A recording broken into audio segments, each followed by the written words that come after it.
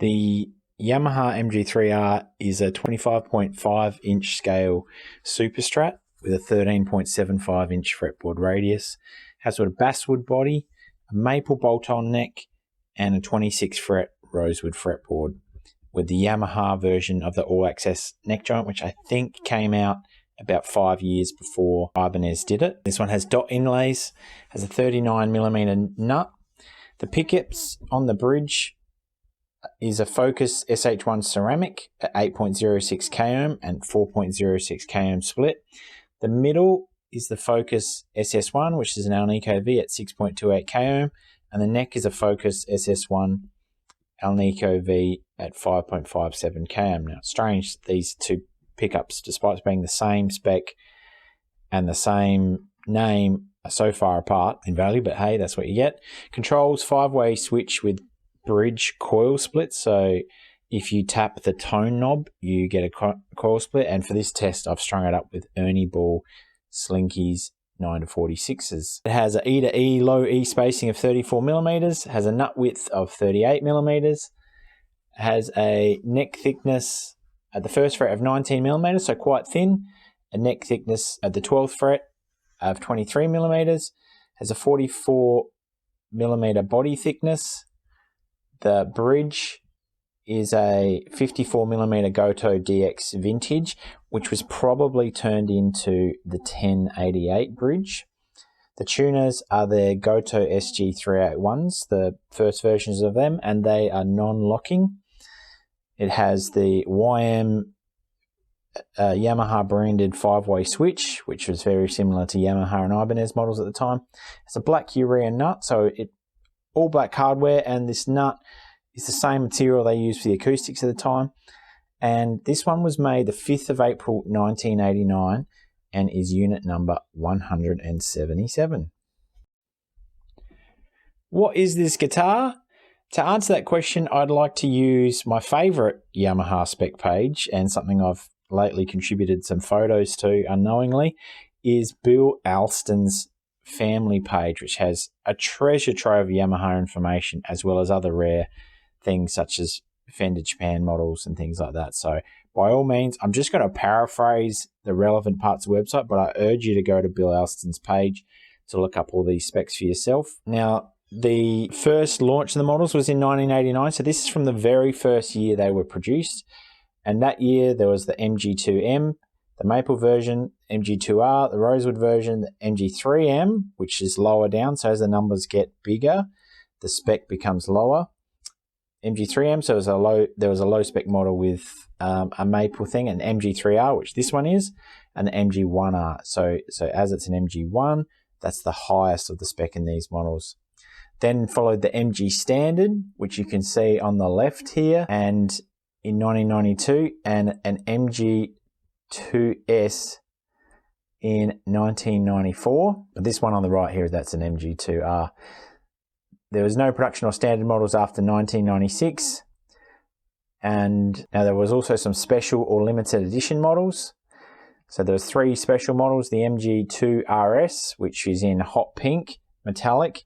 You'll see this one probably more often than a lot of the other ones. I only like floating bridges on my Yamaha, so I'm always looking out for these, and I see them all the time. I probably have seen about 10 of them in the last couple of years. The MG2RS and the MG3RS and the MG Special. So mine looks like the one on the right. Then there was a very special edition called the MG1C, and I'm guessing the C stood for custom. Now here, Bill's made a comment that he suspects the scratch plate and pickups are a modification. I don't believe that one is modified or the pickups are modified, because if you look closely, the MG3s come with a very specific pick guard, and it has 2 screws on one side of the humbucker and 1 screw on the other. Now, there's only a few pickups that come in this combination naturally, so that would be things like a Schala or a early Seymour Duncan. So you remember the Seymour Duncans with the 3 screws on either side? That was done to fit in OEM models that had different pick guard arrangements. So this one looks exactly the same as mine. So I would say that it is not a modification. And there is some yellowing that occurs on the hardware of these old Yamahas. So this white MG3RS here, it's got the same yellowing that occurred on my Yamaha MG3R Junior. And here's some pictures of the custom. I love ebony boards. I don't mind the Yamaha pickups. And I really like the inlays and the fact it's got this funky bridge on it as well. This bridge is something that's not talked enough often about with Yamaha MGs. It's like the Rockin' Magic tremolo. Instead of having trem posts, it has this needle nose bearing at the front and then has a roller nut. And that would make tuning a hell of a lot better than the standard vintage tremolo that's on this MG3RS. So this model would probably stay in tune really well, and also you get some really good usage out of that vibrato. And there's a little screw on the left of this tremolo to prevent too much up pulls on the tremolo, so you can control some of the tuning function. You can have it down only. There were some artist models as well.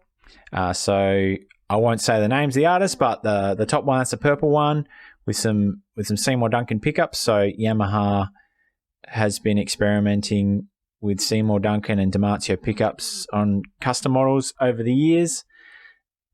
And it was said to be available from 1995 to 2001. The one on the bottom left, that's probably one of my favorites because it's got the double locking tremolo and it's got the maple board and it's got the 26 frets. And the one on the right, that's probably a good mod platform as well. It's got actual space for a humbucker, which is cool, and then it's got a stacked humbucker in the neck, so you get the no buzzing from the single coils there. There was also one called the MGK, which ran from 89 to 92. There was also the MGM models. I don't like the MGM models. I like 24 fret necks, and I love longer than 24 fret necks, like 26, 27 fret. So in my opinion, I probably wouldn't have bought one of these. What is the difference between an MG and a regular RGX or YG? It's got a massive body on it.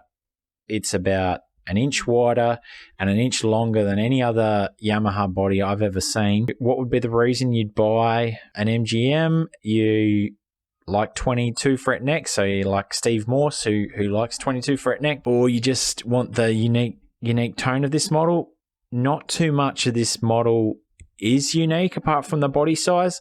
It uses the exact same neck bolt system as the Yamaha YG.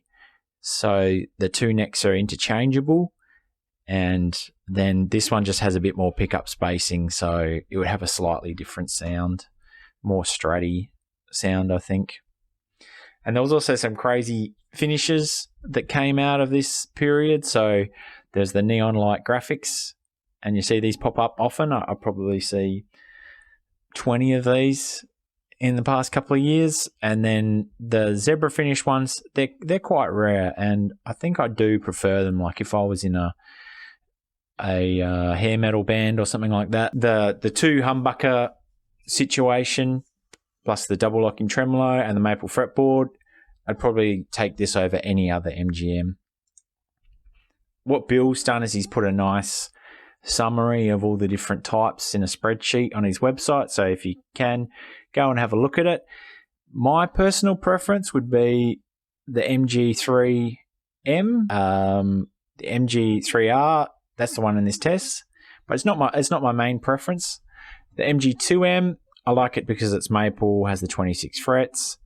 The MG1R, I like it because it's ebony and has the 26 frets, and also then the MG1 Custom has the 26 frets and the ebony board. So I would still be keen to try those models out just to see how they are. But in my heart of hearts, I know that there's not that much difference between these and the YG or the RGXs. The key difference, however, is all of these were made in Japan. So in terms of fit and finish, great fit and finish, great finishes, great material, so a lot of Gotoh hardware, and they just play fantastically.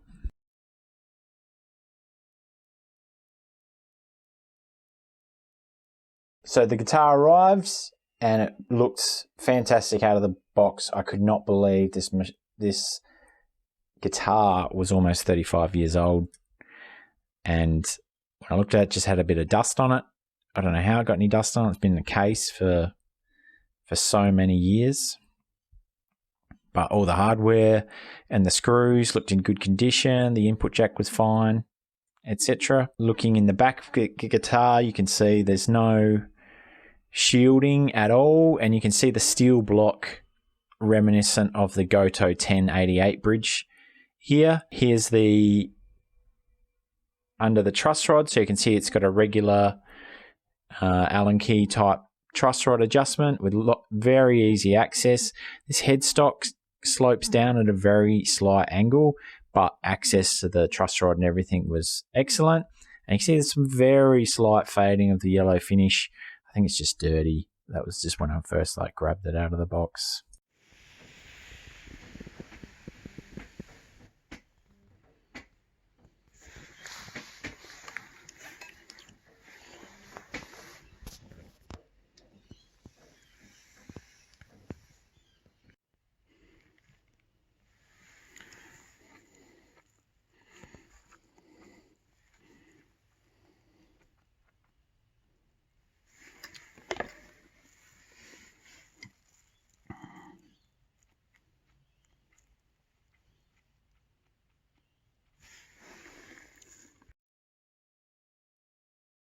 After I'd set up the guitar, I'd polished all the frets, which took forever, and I was all set up, and the neck was polished, ready to go. There were a few scratches in the pick guards, but most of them came out just with a simple polish.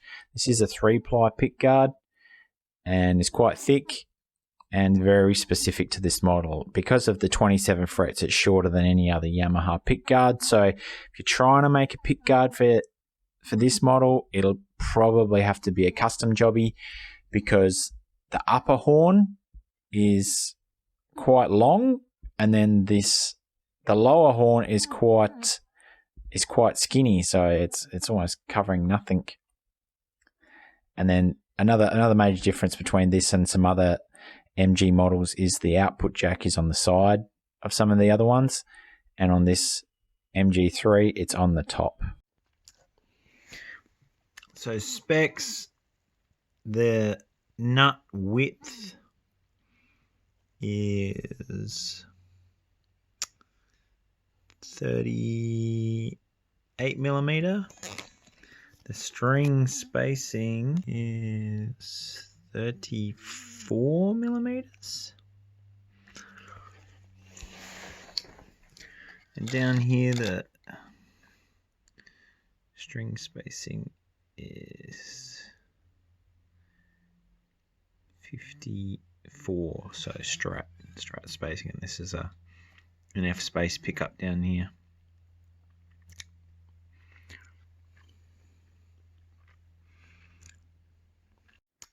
First fret neck depth is 19 millimeters, and that goes to 21 millimeters down here. And in terms of shape,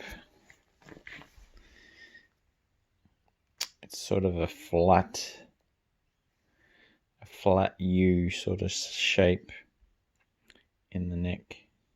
So without further ado, time to have a play.